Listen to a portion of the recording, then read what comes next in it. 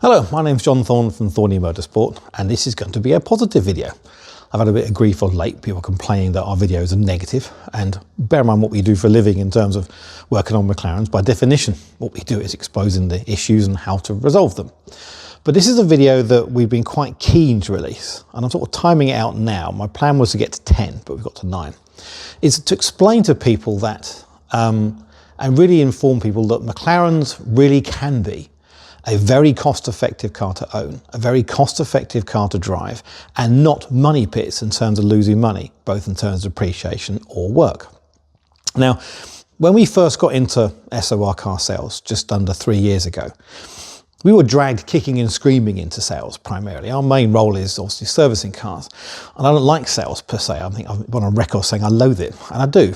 But we did it because we were frustrated with seeing what we thought were cars badly prepared, being purchased by people not knowing what they're getting, and then having a problem car that they then go back to the market and say, I bought my McLaren, it's a piece of crap, it's cost me X, Y, Z. And that over a period of time has knackered McLaren's reputation, which is deserved in some regards, but it's been the main thing is people buying a car and immediately have a problem or a cost to deal with. Now, our idea on sale and return cars was to stop that, to say, no, let's get cars in, let's prepare them with the work they need to be done by people who know what they're doing, and then have that car being purchased by somebody else who then has a fault-free, problem-free ownership. So when they go back to the market and say, how's your McLaren? They go, great, fantastic time, wonderful. And without being unfair, we've been tremendously successful at it. We've sold nearly 200 McLarens in the last 3 years, and all to wonderful success, and I'm very happy. But there was one thing I want to sort of get through and to prove, is that buying a McLaren is one thing, and being positive what you are selling and supplying to people, but the proof of the pudding is in the resale. So when you've bought a car, run it for a bit and sold it again, that's your realization point, that's your cost. And I'm happy to say that I have over here 9 cars over the last 3 years that we have sold to one person who has then come back and then sold it again. Okay, so the full cycle. They've bought a McLaren, they've run a McLaren, and they've sold a McLaren. And what I have is actual empirical data, taken out the identities of the people, of what the process is to buying, holding, and selling McLaren, and the costs of ownership thereof. Okay, so this is as accurate as it gets. This is not some internet assumption. This is not some YouTuber reading something or some kind of data. This is actual cars, actual owners, actual numbers. And I think they make for very interesting reading. Now, excuse me, it's quite a small print, so I'm going to read these things out. So I'm going to go through there. Now, this particular form will be linked underneath, and it will be on our website, so you can peruse over the data as much as you can, okay? And it goes through every single aspect of the cars we can think. But what I'm going to do is go through them now, just to give you an idea just how good or bad it could be. So if I take the first one, I've got a 12C Spider that we basically prepared and sold to the owner for £87,000 back in June 2022, okay? The same owner then subsequently sold the car through us in May 2024. The car was sold with 16,000 miles on the clock, and we sold it again with 20,000 miles on the clock, and we sold it for £92,000. So he bought it at 87 and he sold it at 92. That sounds great, nice profit. However, we still had to do £6,300 of repairs. So in summary, it cost him £1,300 for 4,000 miles and just over 2 years and 3 months of ownership. Pretty good, okay? Moving down the list again, I've got a 540C that we sold to the owner at £81,000 back in June 23, okay? He kept it until January 25, £2,600 of preparation work, and we sold it for £76,000. So his total cost of ownership for a 540C was £7,600 for 2 years. Okay, so these aren't dramatic numbers. No one's expecting to make money on supercars. No, the days of list price plus, etc. But these are real numbers in terms of that. So he's had that 540C for over 2 years, has done over 1,000 miles a year, and it's costing £7,000.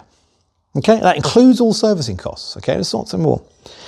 So I won't go through each one. There's 9 cars in total here where we have sold the car to the owner, he's run it for a period of time, and then sold the car again for them, and with their costs. There's a couple that I want to stick out here. There's one here. So, for example, if you look down the list, 650S Coupe in Volcano Orange.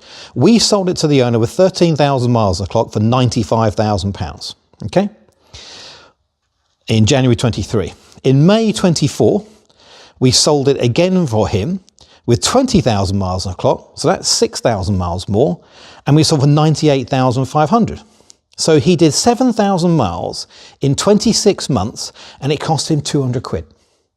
Now, to be fair, this excludes our sales fee, for which we charge £6,000. Okay, so you've got that. And I haven't put it in the data because it's the same for everybody. This is about the bare numbers out of it.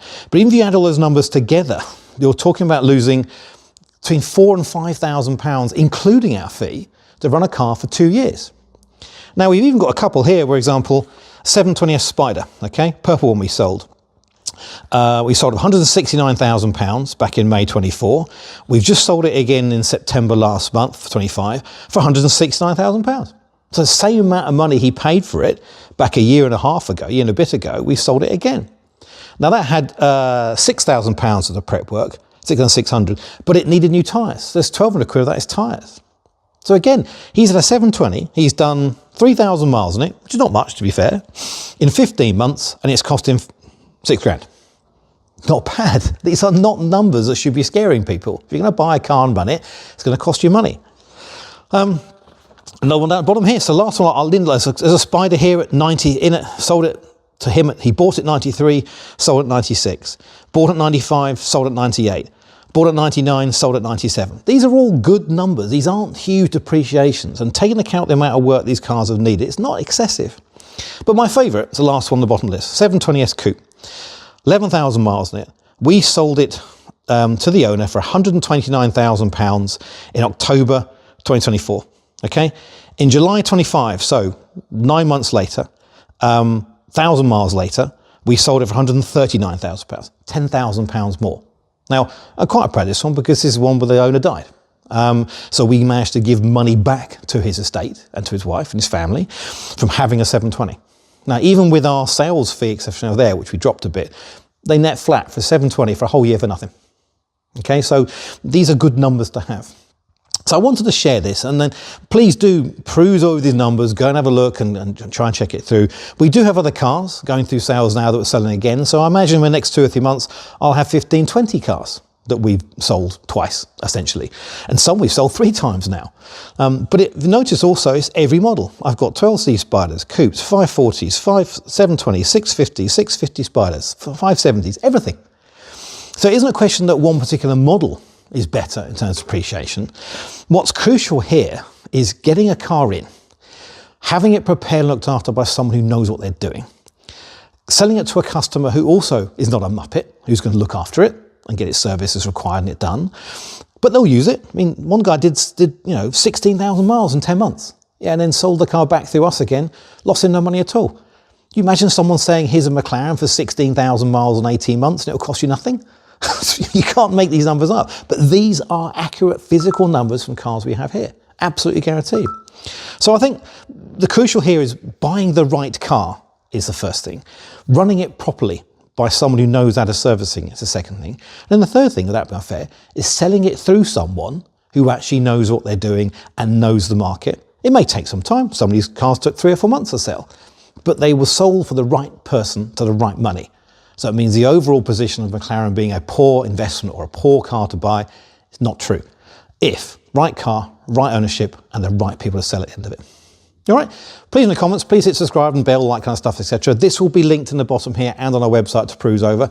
Certainly curious any comments you might have, but I thought a nice, positive video out there for a change. Okay, cheers.